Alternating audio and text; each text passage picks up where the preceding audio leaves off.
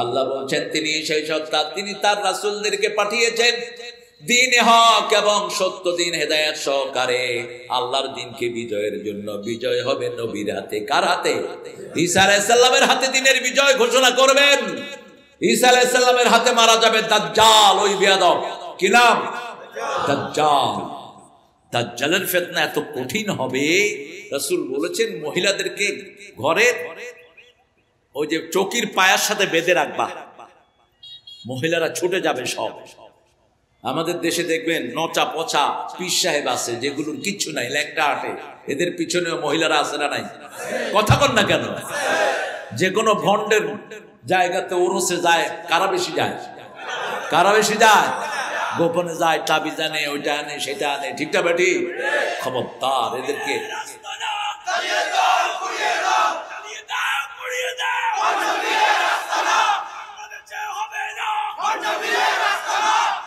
আমরা জ্বালাবো না, আমরা তাদেরকে বুঝাবো ইনশাআল্লাহ।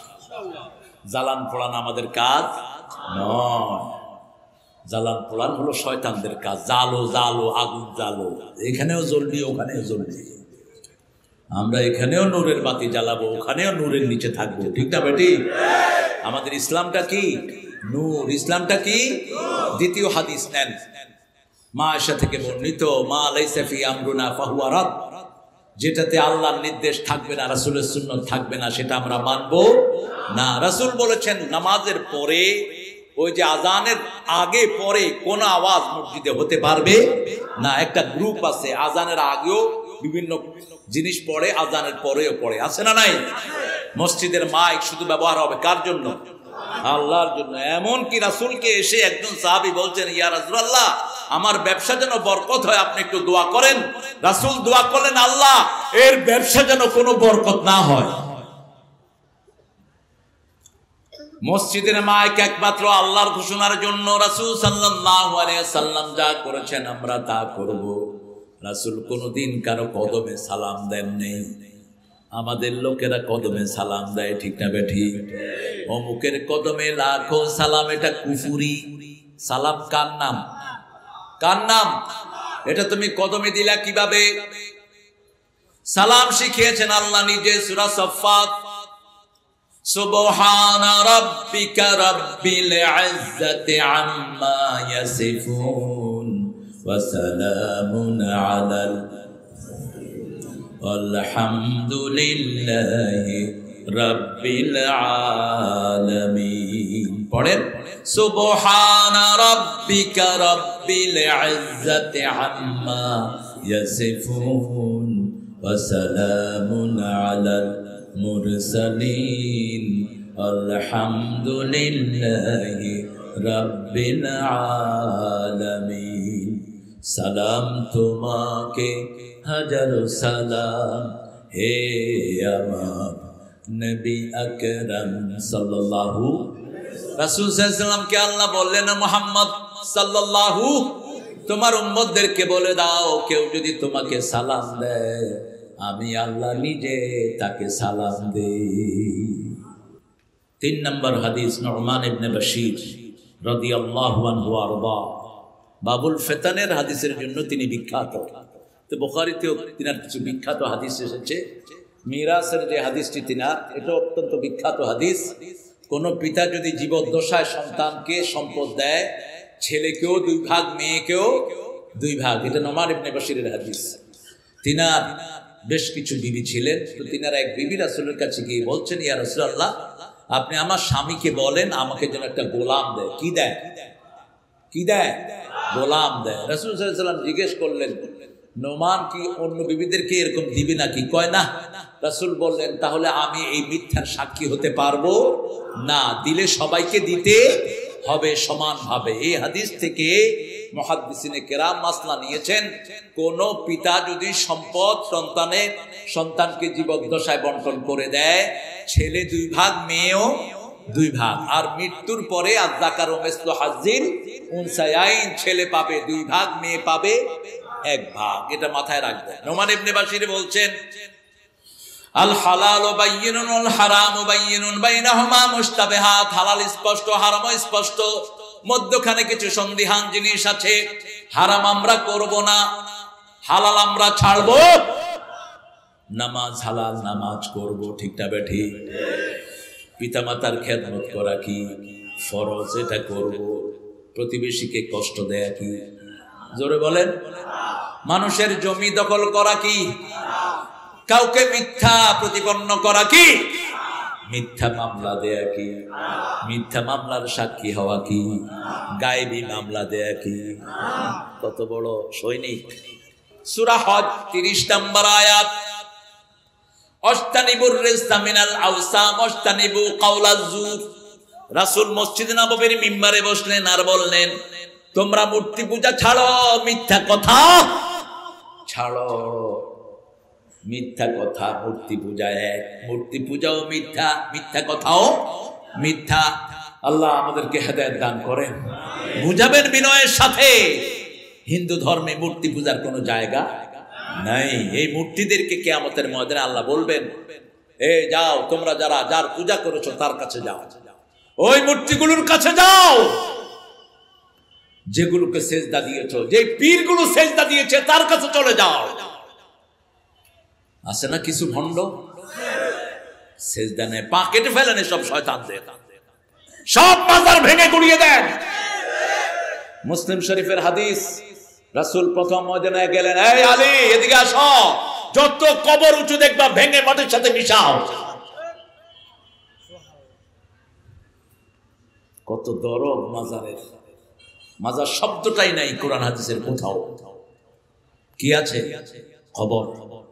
রাসূল বলছেন, মা বাইনা কবরি ওয়া মিম্বারি রাউদুম মিন রিয়াদিল জান্নাহ। আমার কবর আমার মিম্বারের মধ্যখানের জায়গাটা হলো জান্নাতের বাগান।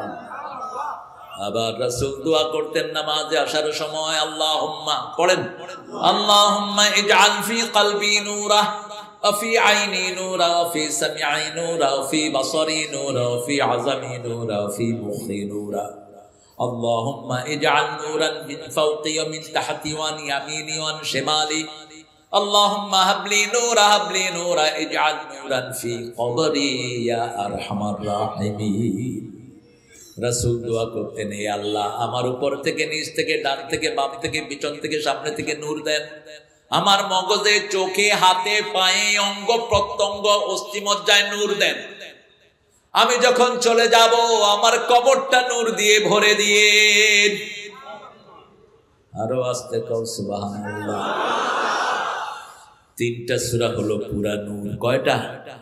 তিনটা। সূরা ফাতিহা পুরাটাই কি নূর, আর সূরা বাকারার শেষ 2 আয়াত, এই তিনটা হলো নূর। এই তিনটা কি নূর।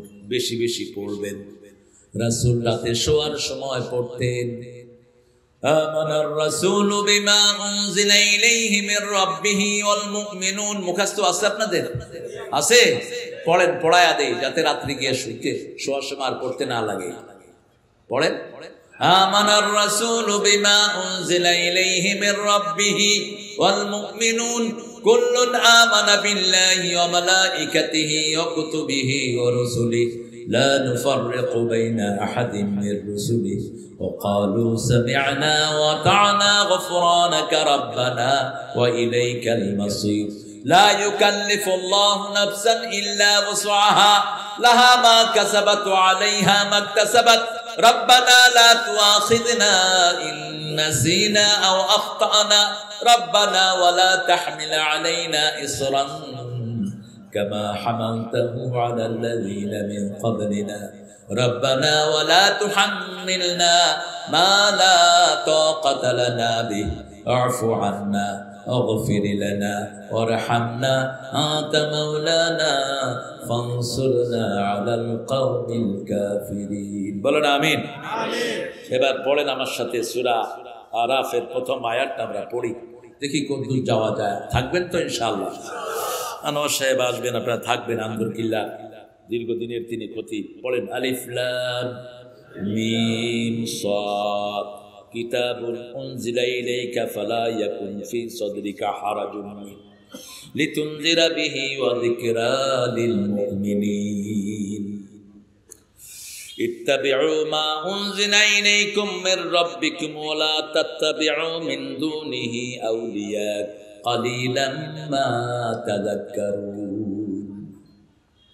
কাউকে ভেস্কি দিয়ে বের করে দিয়েছো, চাকরি থেকে উৎখাত করে দিয়েছো, ইসলামের কারণে এরকম বেয়াদব আছে না নাই? এমনি ছেড়ে দিবে? জমিন কার? জমিন কার? শিক্ষা নেন।